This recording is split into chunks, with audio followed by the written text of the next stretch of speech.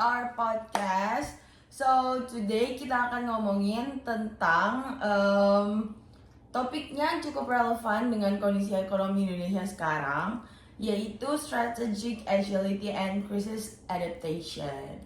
Nah, betul banget nih. Jadi, strategic agility ini jadi kunci gimana perusahaan ini bisa bertahan dan berkembang di tengah krisis ekonomi sekarang. Terus, di podcast ini kita akan membahas contoh penerapannya pada 4 perusahaan yang terdaftar di Bursa Efek Indonesia. Yes, bener banget. Jadi ada 4 perusahaan di Bursa Efek Indonesia, yaitu PT Bank Rakyat Indonesia, yaitu BRI, lalu ada PT Indofood, lalu ada PT Aneka Tambang, dan terakhir juga ada PT Kalbe. Pembahasan yang kita meliputi ini strategi yang digunakan, data kinerja, sampai solusi inovatif yang diterapkan di masing-masing perusahaan ini. Nah, sebelum kita masuk ke pembahasan masing-masing perusahaan, kita harus ngesatuin cara pandang kita tentang apa itu strategic agility. Jadi, apa itu strategic agility? Nah, strategic agility itu adalah kemampuan perusahaan buat beradaptasi secara cepat dan tepat terhadap perubahan lingkungan bisnis yang tidak menentu, terutama saat krisis, tanpa kehilangan arah strategi jangka panjang. Nah, jadi kayak gitu strategi agility. Nah, selanjutnya kita bakal ngebahas tentang PT Bank Rakyat Indonesia. Nah, BRI itu secara konsisten mempertahankan dan memperkuat dominasinya di segmen kredit mikro dan UMKM.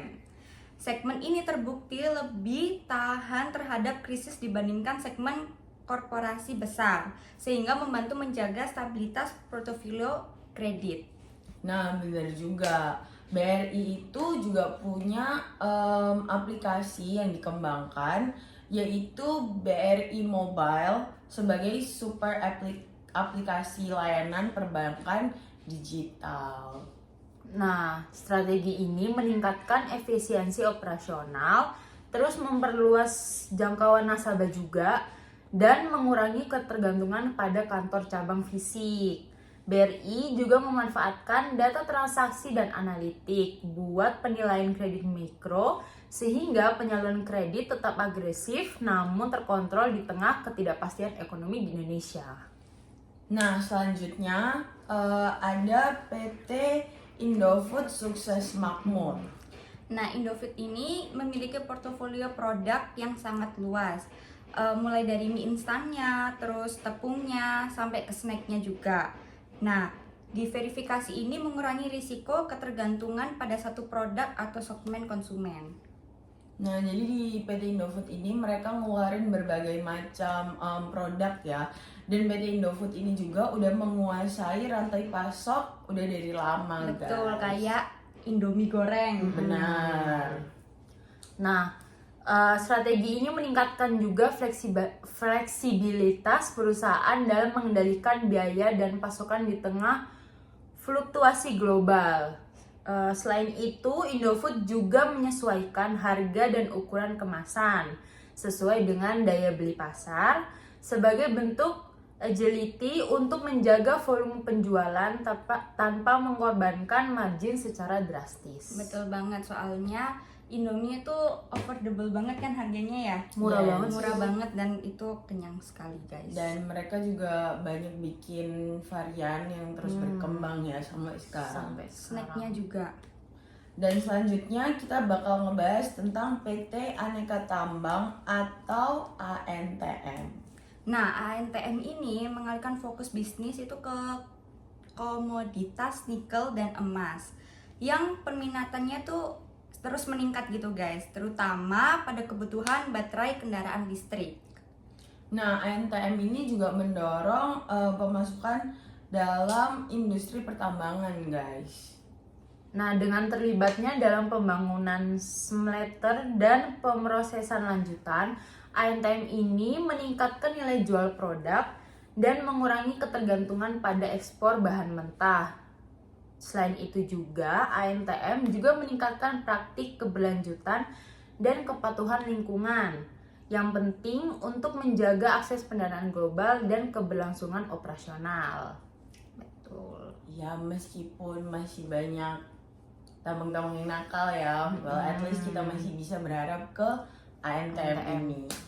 Selanjutnya kita bakal ngebahas tentang PT Kalbe Pharma, Ini perusahaan terakhir yang kita bahas guys. Jadi Kalbe itu secara konsisten mengalokasikan dana untuk riset dan pengembangan produk baru agar dapat cepat beradaptasi dengan kebutuhan kesehatan masyarakat. Betul banget guys. Kalbe juga melakukan diverifikasi produk. Iya, Kalbe ini memiliki obat resep, produk OTC, nutrisi, serta layanan kesehatan digital. Ya kayak apotek kimia farma gitu-gitu kan kalau di sini. Betul. Terus diversifikasi ini membuat pendapatan perusahaan lebih stabil di tengah perubahan permintaan pasar. Didukung oleh jaringan distribusi nasional yang luas. Betul banget. Nah, kita masuk ke Data aktual dan prediksi singkat pada 4 perusahaan yang tadi kita bahas guys. apa aja tuh? Ini yang pertama ada BRI nih. Laba BRI itu bisa sampai 60 triliun. Sampai 2025 laba bersih tercatat 40 triliun dengan NPL grossnya sekitar 2,94% dan ROE-nya 3,76% guys. Terus selanjutnya ada PT Indofood. Nah, PT Indofood ini laba 2026-nya diperkirakan berada di kisaran 11 sampai 13 triliun. Lalu ada perusahaan ANTM guys. Pertumbuhannya itu berlanjut sampai ke 2026, labanya itu diprediksi berada di kisaran 8,5 sampai 9 triliunan. Terus ada yang perusahaan Kalbe, dia laba 2026-nya diperkirakan berada di kisaran 3,5 sampai 3,8 triliun. Nah, untuk selanjutnya kita bakal ngebahas tentang pemecahan masalah dan solusi inovatif. Nah, dari keempat perusahaan ini, mereka itu menghadapi tantangan yang berbeda-berbeda. Tapi semuanya itu menerapkan solusi yang inovatif dan implementatif. Nah, pada perusahaan BRI itu mengatasi risiko kredit mikronya tuh pakai digital banking dan kredit scoring berbasis data guys, serta pendampingan UMKM melalui ekosistem BRI Link. Terus lanjut ke perusahaan Indofood. Yang PT Indofood menghadapi volatilitas harga bahan baku dengan integritas vertikal dan efisiensi rantai pasok, serta penyesuaian harga dan kemasan produk. Nah, pada perusahaan ANTM ini menjawab fluktuasi harga komoditas dan isu lingkungannya itu melalui fokus nikel dan penerapan ESG. Nah, sementara buat perusahaan terakhir yaitu Kalbe, perusahaan itu menghadapi regulasi ketat dengan investasi R&D, diversifikasi produk, dan penguatan layanan kesehatan digital. Benar. Jadi dari pembahasan ini, dari kita membahas 4 perusahaan ini, bisa kita simpulkan bahwa strategic agility menjadi faktor penting dalam menjaga ketahanan dan pertumbuhan perusahaan di tengah krisis ekonomi ini. Betul banget guys. Jadi 4 perusahaan yang kita bahas tadi itu menunjukkan bahwa adaptasinya tuh yang sangat cepat gitu. Strateginya juga tepat dan inovasinya yang mereka implementasi itu dapat menjaga keberlangsungan bisnis jangka panjang. Nah, kalau menurut kalian nih para penonton, perusahaan mana yang paling siap menghadapi krisis ke depannya? Terus pendapat kalian di komentar ya. Kalau menurut kalian berdua, perusahaan mana? BRI. Mungkin kalau menurut mereka itu BRI karena mereka udah mulai join BCA ya, Betul. membuka BRI Mobile yang tadi Kalau kita aku sendiri menurutku PT Indofood karena mereka meskipun di dalam krisis ini tuh mereka tetap masih melakukan berkembang. yes. Betul.